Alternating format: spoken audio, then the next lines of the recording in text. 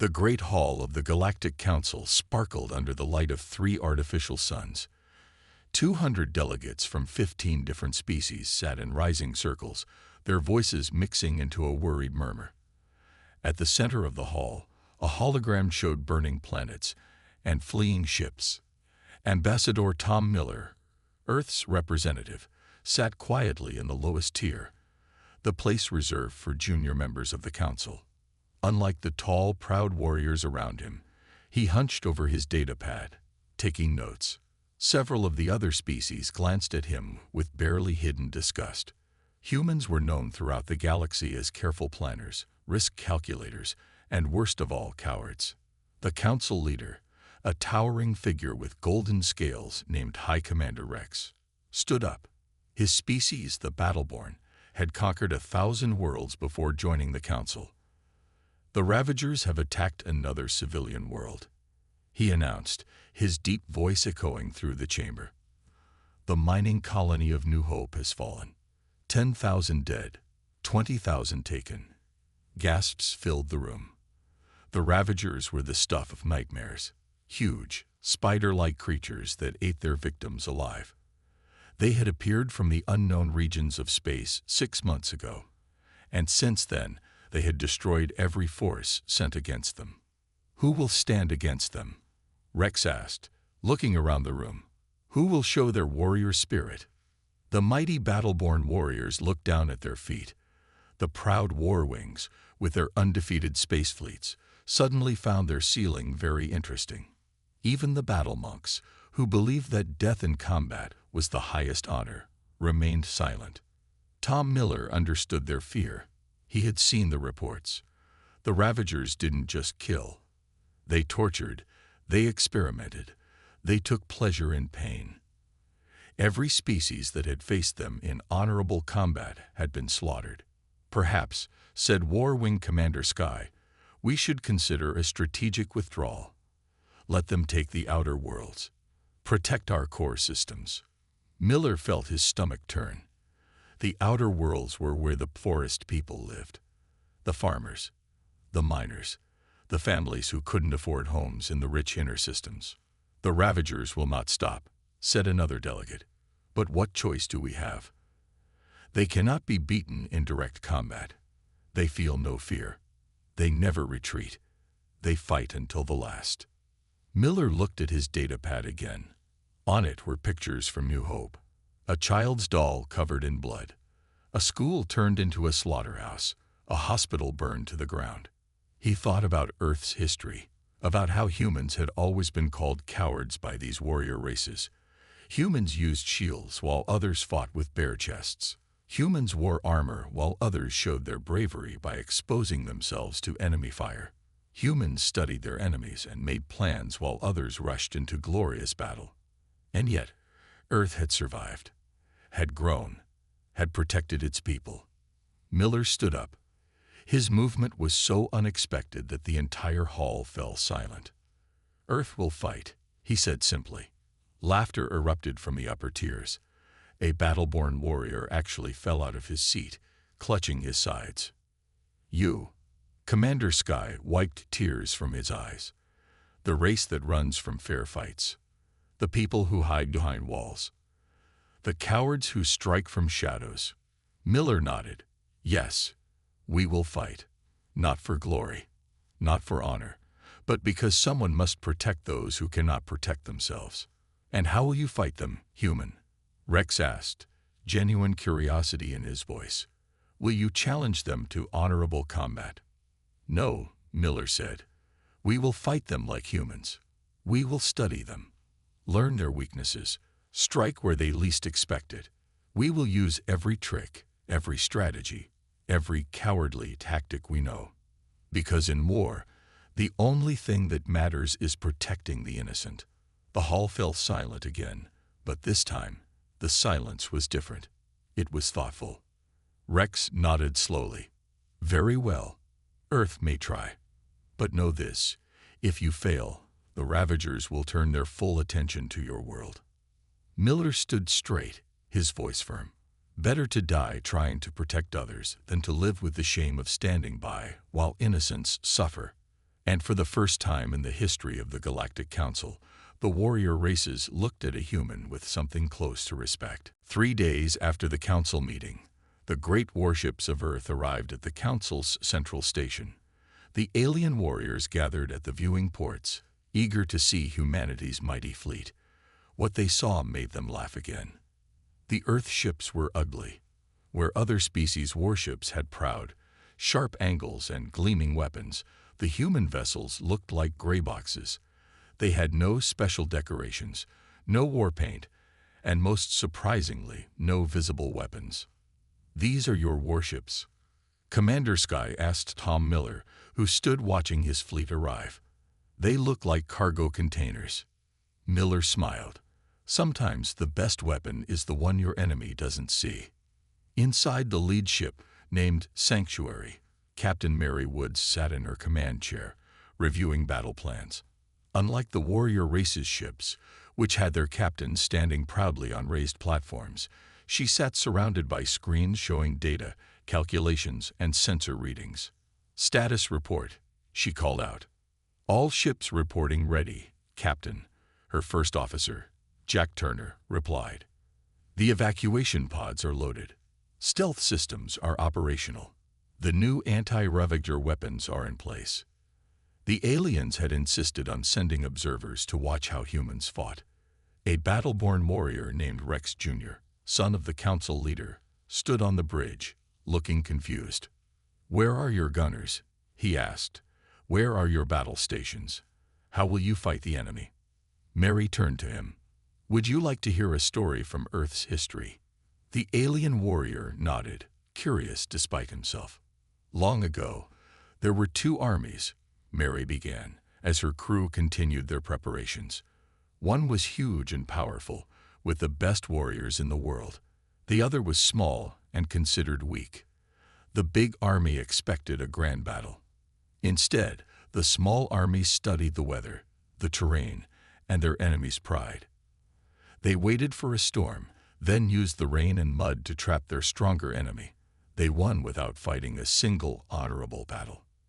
"You speak of tricks and traps," Rex Jr. said with disgust. "We speak of winning while saving as many lives as possible. On both sides," Mary corrected him. "That's what humans do." Suddenly, the alarms went off. A crew member shouted, "Captain, 3 Ravager ships just jumped into the system."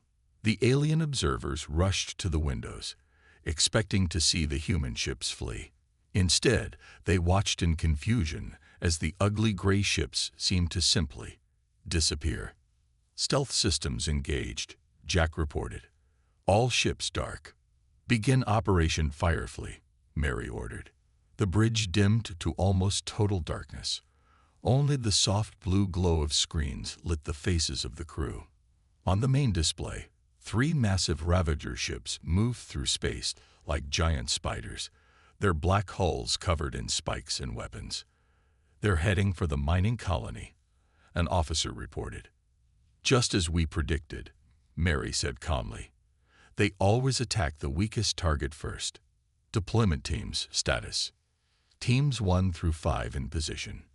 Evacuations. "Colony is already empty, Captain. We moved them out yesterday while making it look like business as usual." Rex Jr. stared at the humans in surprise. "You knew the Ravagers were coming." "We studied their attack patterns," Mary explained. "They're predictable if you take time to watch and learn. Now, instead of a colony full of victims, they'll find something very different." The Ravager ships moved closer to the seemingly defenseless colony.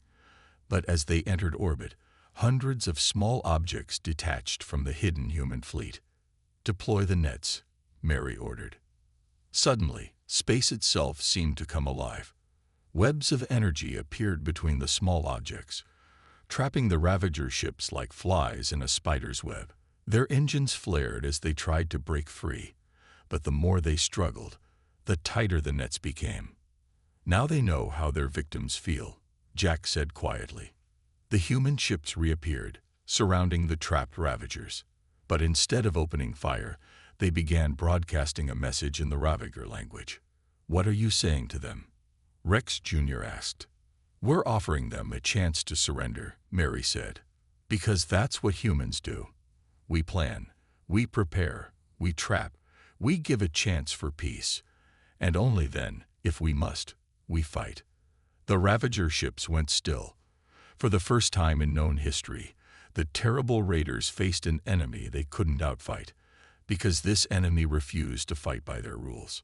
And in that moment, Rex Jr. began to understand that perhaps there was more than one kind of courage. News of the human victory spread quickly through the galaxy. 3 Ravager ships captured without a single death on either side. But the warrior races were still not impressed. A trick, they said. Not real combat. They would soon learn how wrong they were. 2 weeks after the first capture, the largest Ravager fleet ever seen appeared at the edge of human space. 50 massive warships, each carrying thousands of warriors.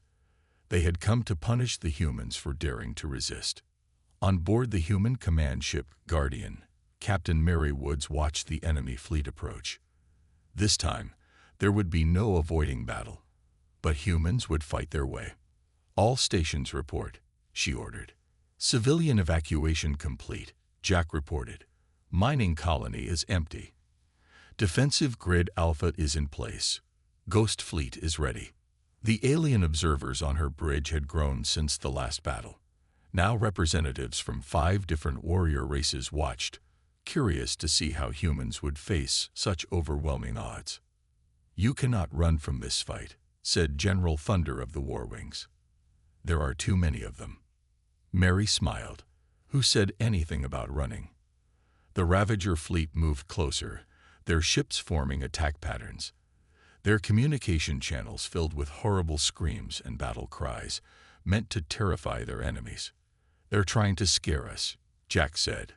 "That's their first mistake," Mary replied. "Humans don't make decisions based on fear. We make them based on planning." Launch Operation Shadow Dance. Suddenly, hundreds of small drones launched from hidden positions around the mining colony. Each drone projected a perfect hologram of a human warship. Within moments, it looked like a massive human fleet had appeared. The Ravager fleet hesitated. Instead of 50 human ships running away, they faced what looked like 500 ships ready for battle. "Their sensors are confused," an officer reported. "They can't tell which ships are real." "Phase 2, Mary ordered. The real human ships, hidden behind special shields that bent light around them, moved silently into position. They carried no giant weapons.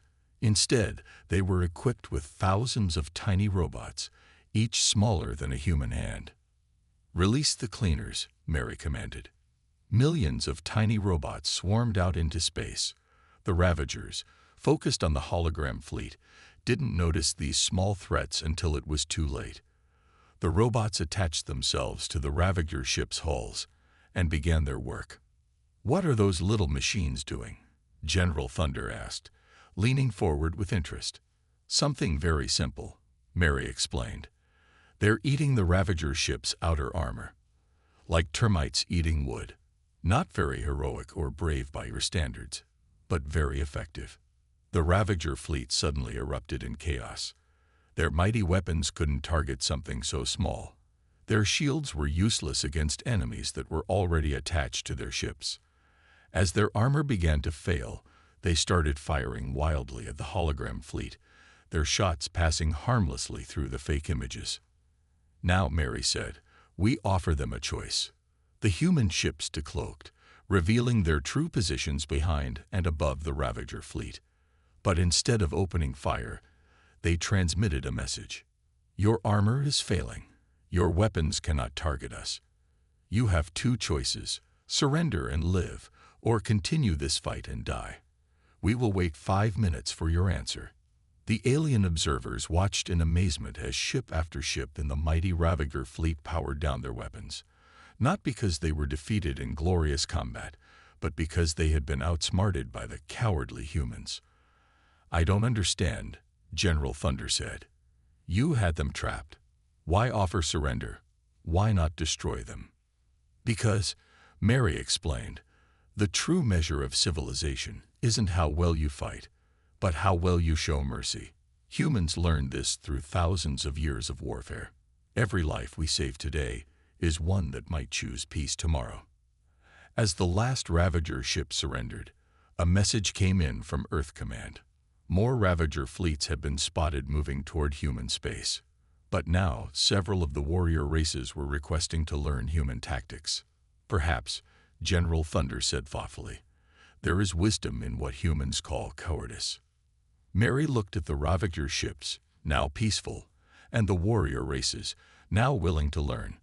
There's an old saying on Earth, she said. The pen is mightier than the sword. Today, we prove that the mind is mightier than both. Deep in the controlled space of the Ravagers, a small human ship drifted silently through the darkness. Unlike military vessels, this one bore no weapons at all. Its name was Moonlight, and its mission was considered the most cowardly of all by the warrior races, saving civilians instead of fighting. Commander Bob White stood at the bridge of the Moonlight, watching his screens carefully. His ship was painted with special materials that absorbed sensor signals, making it nearly invisible. The warrior races called this sneaking. Humans called it being smart. Status report on the colony, he whispered, though the Ravagers couldn't have heard him even if he shouted. Life signs detected on the surface, his sensor officer replied quietly. About 300 civilians, mostly miners and their families. The Ravagers have them in holding pens. The alien observers on board shifted uncomfortably. They were warriors from different species who had come to learn human methods, though many still found them distasteful. Why do we whisper? Asked a war-wing observer named Swift. The enemy cannot hear us in space. Force of habit, Bob smiled. When you spend your life saving people from under the enemy's nose, you start doing everything quietly. On the main screen, they could see the Ravager guards patrolling around the holding pens. The spider-like creatures moved in regular patterns, just as humans had learned they always did. Ravagers were fierce, but they weren't creative. Begin Operation Lullaby, Bob ordered. Small drones, designed to look like space debris, drifted down toward the planet's surface. Each carried a special weapon, not bombs or lasers, but something the humans had learned worked much better on Ravagers. Releasing the sleeping gas, the weapons officer reported. The drones released clouds of invisible gas. The Ravagers, who always guarded their prisoners in the same way, from the same positions, had no idea anything was wrong until they started falling asleep. Gas? Swift asked, disgusted. This is not combat. No, Bob agreed. This is rescue. Combat is what you do when rescue fails. As the Ravager guards collapsed, more drones descended. These projected holograms of sleeping guards, replacing the real ones. From a distance, everything looked normal. Launch the Angels, Bob commanded. Small rescue pods shot out from the Moonlight, using the planet's magnetic field to hide their approach. Each pod could carry 10 people and was equipped with medical supplies and comfort items. The humans had learned that scared civilians needed more than just rescue. They needed to feel safe. First group is boarding, reported the rescue coordinator. They're scared, but our ground team is keeping them calm. The alien observers watched in amazement as group after group of civilians was quietly loaded into the rescue pods. Not a single shot had been fired. Not one alarm had been raised. I don't understand, said another observer, a battle monk named Stone. Where is the glory in this mission? Where is the honor? Bob turned to him, his eyes serious. You want to know what honor is? Look at these civilians. The Ravagers would have processed them tomorrow, turning them into food or worse. Instead, they'll see their families again. That's all the honor I need. Suddenly, alarms blared. A Ravager patrol ship was approaching for a routine check. They'll see the rescue pods, Swift exclaimed. No, Bob smiled. They won't. The rescue pods changed color, blending perfectly with the planet's magnetic field lines. The Moonlight itself seemed to vanish, becoming one with the darkness of space. The Ravager patrol passed right by them, seeing nothing unusual. Your ship, Stone said slowly, "It can hide like a... What do you call those earth animals? The ones that change color." "A chameleon." Bob nodded. "We copied the idea from nature. The warrior races always build bigger weapons. Humans, we watch, we learn, and we adapt." As the last civilians were brought aboard, Bob sent a message to Earth Command. "Operation Lullaby complete. 312 civilians rescued. 0 casualties, 0 shots fired." The response came back quickly. "Good work, Moonlight." The network grows stronger. 7 more colonies identified for rescue. Bob looked at his alien observers, who were starting to understand. "You see, the greatest victories often come without firing a single shot. The Ravagers expect warriors. They expect battles. They never expect someone to simply take away their victims while they sleep." Swift, who had mocked their methods at first, watched as the rescued civilians hugged each other in the safety of the Moonlight's hold. "Perhaps," he said quietly, "there is more than one way to be brave." "There always has been," Bob replied. "Humans just learned it sooner than most." The Ravagers had finally had enough. After losing thousands of prisoners to human rescue missions and dozens of ships to cowardly tactics, they gathered their entire remaining fleet for one massive attack. 300 warships jumped into the Sol system, heading straight for Earth. In the New Earth Defense Center, General James Ward watched the incoming fleet with calm eyes. Around him, representatives from every warrior race in the galaxy had gathered to witness what they thought would be humanity's final stand. "You cannot hide from this," growled High Commander Rex. "You cannot trick your way out. They will destroy your world." James smiled. Who said anything about hiding? On his command screen, thousands of dots represented the approaching Ravager fleet. They moved in their usual attack pattern, the same one they'd used for centuries. The pattern that had struck fear into the hearts of 100 warrior races. "Launch Operation Webwalker," James ordered. Throughout the solar system, hidden human stations activated. Earth had spent the last 3 months preparing for this moment, while everyone thought they were cowering in fear. "Sir," his communications officer called out, "all stations report ready. The web is complete." The alien observers looked confused. They could see no weapons, no warships, no signs of defense at all. Earth looked completely defenseless. "What are you planning?" Rex asked. "Where are your ships?" "Watch," James replied. "You're about to see why humans spend so much time studying computer science instead of combat training." As the Ravager fleet passed Mars, James pressed a single button. Instantly, every computer system on every Ravager ship began to fail. Their engines sputtered. Their weapons powered down. Their life support systems started playing Earth music. "What is this?" a war wing commander demanded. "What kind of warfare is this?" "Digital warfare," James explained.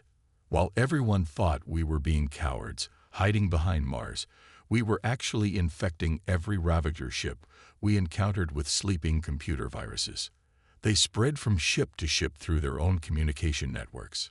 Today, we just woke those viruses up." On the main screen, the mighty Ravager fleet drifted helplessly in space. Their fearsome weapons were useless. Their advanced shields were down. Even their artificial gravity had failed. "And now," James said, "we give them a choice." He opened a channel to the entire Ravager fleet. His voice was calm and clear as he spoke. "This is Earth. Your ships are under our control. Your weapons are disabled. Your engines will only work if we allow it. You have 2 options: surrender and live, or drift in space until your supplies run out. We will wait 1 hour for your decision." The alien observers watched in stunned silence. The most feared warriors in the galaxy, defeated not by weapons or combat, but by human computer code. But Rex struggled to understand. Where is the battle? Where is the glory? "The most perfect battle," James said, "is the one you win without losing a single life." On either side. As they watched, White flags began appearing on Ravager ships. Not physical flags, but digital signals of surrender. One by one, the mighty war fleet gave up, not to superior firepower, but to superior thinking. A young battle monk stepped forward. "I understand now," he said. "While we were training our warriors to die gloriously, you were training yours to think creatively." James nodded. Humanity learned long ago that the greatest weapon isn't the sharpest sword or the biggest gun. It's this. He tapped his head. The mind. The ability to solve problems without violence when possible. As the last Ravager ship surrendered, cheers erupted in the defense center. Not just from humans, but from many of the alien observers too. They had witnessed something unprecedented, a victory without a single shot fired. "What will you do with them?" Rex asked, gesturing at the surrendered fleet. "We'll treat them with respect," James replied. "Feed them. Talk to them. Try to understand why they do what they do, because that's what humans do. We don't just win fights. We try to make sure we never have to fight them again." And in that moment, as the mighty Ravager fleet floated powerless in space, the warrior races finally understood. Sometimes the greatest courage isn't in fighting battles, but in finding ways to avoid them altogether. 1 month after the Great Surrender, the Galactic Council gathered again. This time, the meeting hall looked very different. Humans sat mixed among the warrior races, not relegated to the lower tiers. And in special containment chambers designed for their comfort, 3 Ravager leaders attended as observers. Tom Miller, the human ambassador who had first volunteered Earth's help, stood at the center of the hall. Behind him, displayed on the great screens, were images that shocked everyone. Ravagers and humans working together to rebuild destroyed colonies. "Impossible," muttered Commander Sky of the War Wings. "The Ravagers cannot be tamed." "Not tamed," Tom corrected. "Understood." He gestured to Dr. Alice Green, a human scientist who had spent the last month studying the captured Ravagers. She stepped forward, holding what looked like a simple tablet. "We discovered something extraordinary," she began. "The Ravagers weren't attacking us because they were evil. They were attacking because they were afraid." The hall erupted in confused murmurs. The Ravagers, afraid. They were the most feared warriors in the galaxy. "Their home system is dying," Alice explained. "Their sun is becoming unstable. They've spent centuries looking for a new home, but everyone they met attacked them on sight because of their appearance. They turned to violence because they thought it was their only choice." One of the Ravager leaders made a series of clicking sounds. A translation device converted it to words. "The soft ones speak truth. We thought peace impossible. All species feared us. Only humans try to understand." High Commander Rex stood up. "But how? How did you communicate with them when all our attempts failed?" Tom smiled. "We did what humans always do. We watched. We learned. We discovered that Ravagers communicate not just through sounds, but through subtle chemical signals. All our attempts to talk were like shouting at someone who can only understand sign language." Dr. Green held up her tablet. "This device translates chemical signals into words and back again. Once we could truly talk to them, we found out they're not so different from us. They love their children. They want to survive. They dream of peace." The battle-born representative slammed his fist on his desk.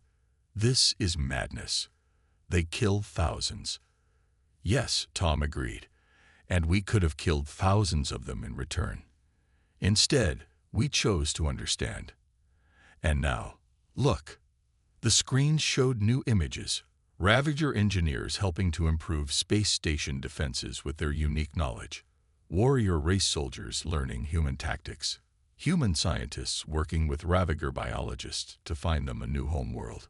"The Ravagers have agreed to help us improve our defenses against real threats from deep space," Tom continued. "In return, we're helping them terraform a dead world in a stable system. The warrior races are learning that sometimes the strongest weapon is an open mind." One of the Ravager leaders rose in its chamber. Its translator sparked to life. We were wrong about humans. We thought their caution was weakness. Their mercy was cowardice. Instead, they showed us greatest strength, strength to forgive. The hall fell silent. Warriors who had spent centuries glorifying combat watched as their entire understanding of strength and courage changed. "This is why we study our enemies," Tom said softly. "This is why we look for peaceful solutions first. Because sometimes an enemy is just a friend you haven't understood yet." High Commander Rex walked down from his high tier to stand face to face with Tom. "When you first volunteered Earth's help, I thought humans were fools. Now I see we were the foolish ones. We were so focused on fighting, we forgot how to solve problems." "It's not too late to learn," Tom replied. "Humans aren't special because we're smarter or braver. We're special because we never stopped trying to find a better way." As the council session ended, representatives from every race, including the Ravagers, approached the humans to learn more about their methods. The warrior races wanted to learn about strategy and planning. The Ravagers wanted to learn about mercy and diplomacy. And in orbit above them all, human ships and Ravager vessels patrolled together, protecting the peace that understanding had brought. It was the greatest victory in galactic history, and it had been won without a single shot being fired. 5 years had passed since the Great Surrender.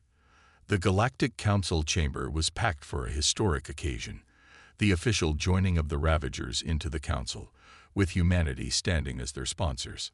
Ambassador Tom Miller, now the head of Galactic Peace, stood beside the Ravager's supreme leader, known as First Builder.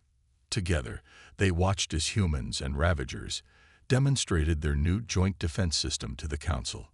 "If you had told me 6 years ago that I would be standing peacefully next to a Ravager," Tom said with a smile, "I would have called you crazy." First Builder's translator clicked. "If you had told me humans would be our greatest allies, I would have eaten you." There was humor in the chemical signals the translator detected. The Ravagers had learned to joke. High Commander Rex, who had once mocked humanity's caution, now sat as a student of human tactics. "Show us," he said, "how our combined forces now protect the galaxy." The main display lit up, showing the new defense network. Human stealth technology combined with Ravager biological sensors. Warrior race strength enhanced by human strategic planning.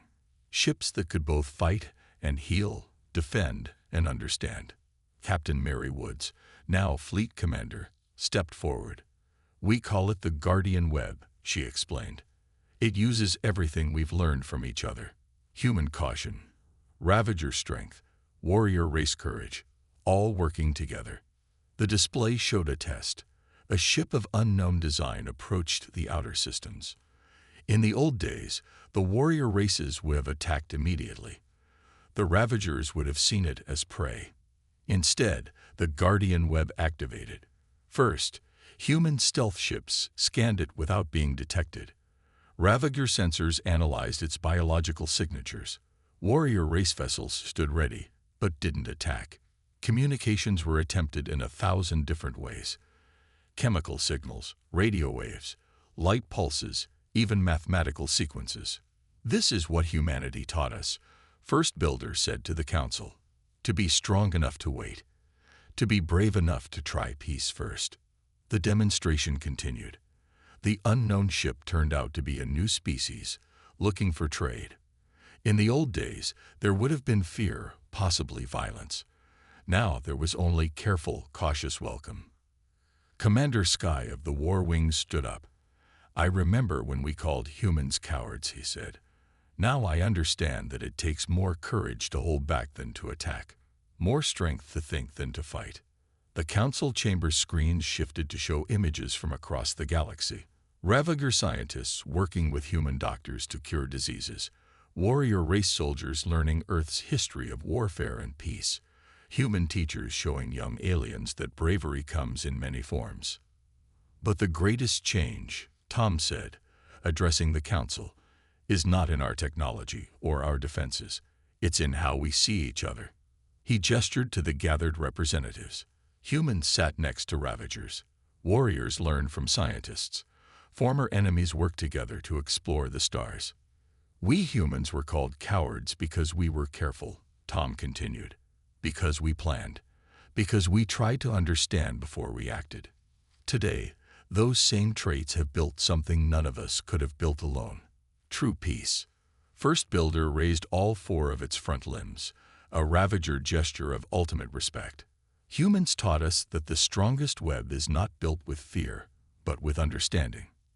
Not with force, but with wisdom. High Commander Rex stood and drew his ceremonial sword. In the old days, this would have been a signal for war. Now he placed it on the ground. Let this day be remembered, he declared, not as the day humanity proved their courage, for they had already done that, but as the day we all learned that true courage wears many faces. Sometimes it roars like a warrior. Sometimes it plans like a human. And sometimes it learns to make peace with its greatest fears. As the council chamber erupted in cheers, Tom looked out at the gathered species, humans, ravagers, warrior races, all together. They had not just survived a war. They had not just made peace. They had learned from each other, grown together, become something new. And it had all started because the cowardly humans had been brave enough to think before they fought, to understand before they judged, to offer peace even to their greatest enemies. In the end, that had been the greatest victory of all.